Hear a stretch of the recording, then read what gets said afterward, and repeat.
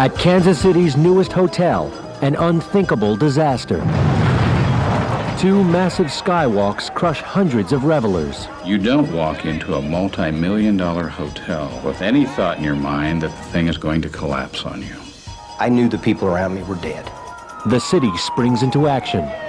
There were people that worked beyond their endurance and are unsung heroes. I'm most proud of a community that was considered a classic response. July 17th, 1981, Kansas City, Missouri, 5 p.m. The city is buzzing with activity as thousands make their way out into the hot, muggy evening, the work week fast becoming a memory.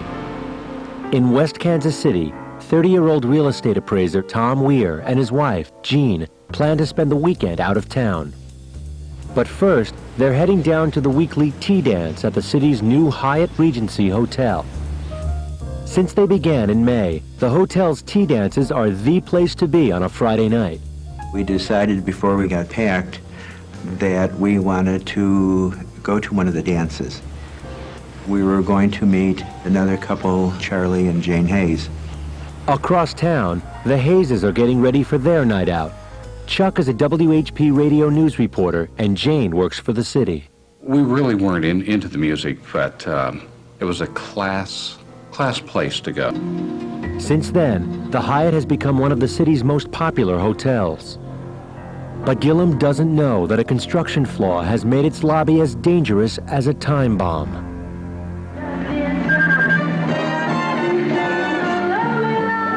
KMBC TV news reporter Michael Mahoney and his cameraman arrive at the Hyatt to cover the tea dance for an upcoming broadcast. These tea dances had become a weekend phenomenon of Kansas City. The night of July 17th, there were well over 1,000 people in there. Spanning the spectacular four-story atrium lobby are three steel and concrete bridges, or skywalks, which are supported by 1¼ inch suspension rods. When you looked up, you saw these three very impressive skywalks up there, and you kind of went, this is a cool place. Facing east toward the main entrance, the second-floor skywalk looks as if it's floating above the lobby floor. But its looks are deceiving. The hanger rods supporting all three of the walkways strain to carry their 32-ton weight. One of those support rods, on the fourth-floor skywalk, is stressed nearly to its breaking point. Suddenly, guests standing on the fourth-floor skywalk lose their footing when a suspension rod rips through its connection. I heard a real sharp metallic pop. The 117-foot walkway comes crashing down, pancaking onto the second-floor skywalk. There were people that were grabbing onto the side of the brass rails, trying to hang on as they were going down. Both skywalks fall, raining 64 tons of steel, concrete, and glass onto the hundreds of people below. It was pitch black, and it was just excruciating pain. My first thought was that the entire hotel had collapsed. It was like being hit by a freight train. My knees were by my ears. I was asking, is this a dream? I just kept going, is this a dream? Is this a dream? After the crash, there was just an eerie calm. There were no screams, no nothing. And it seemed like for an eternity. One by one, you could hear the cries for help.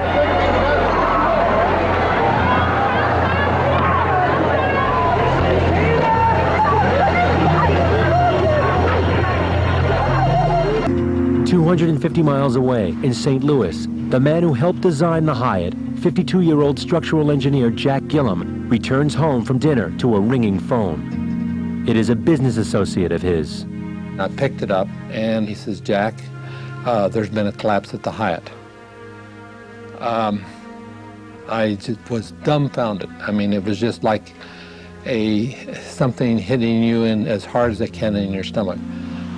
Gillum immediately charters a plane to the scene. Structural engineer Jack Gillum and several officials from Crown Redevelopment, the company that oversaw construction of the Hyatt, arrive and survey the wreckage.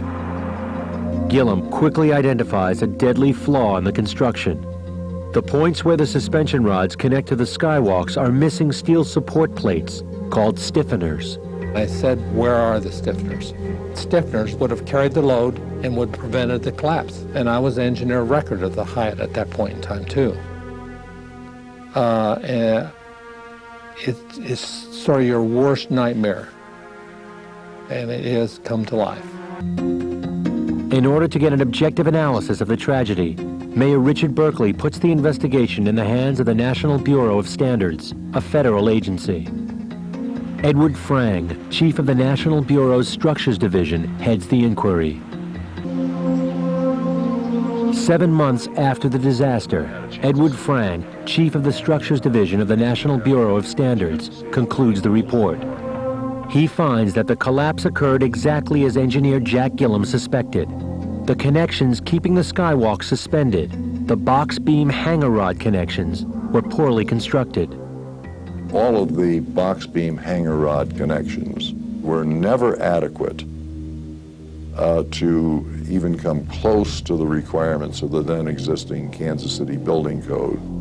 The reason for the catastrophe was one small but fatal decision. Early on in the construction, Jack Gillam's firm got a request from the steel fabricator to approve a change in the design of the hanger rod supports.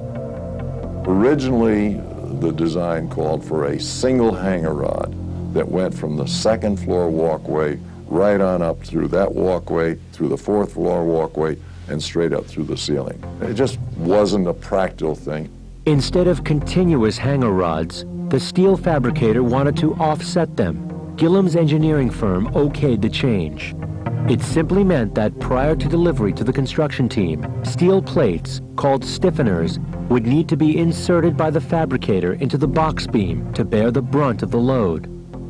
Gillam and his associates assumed the fabricators would know to build the stiffeners, but they didn't. The result, the deadliest structural engineering failure in U.S. history.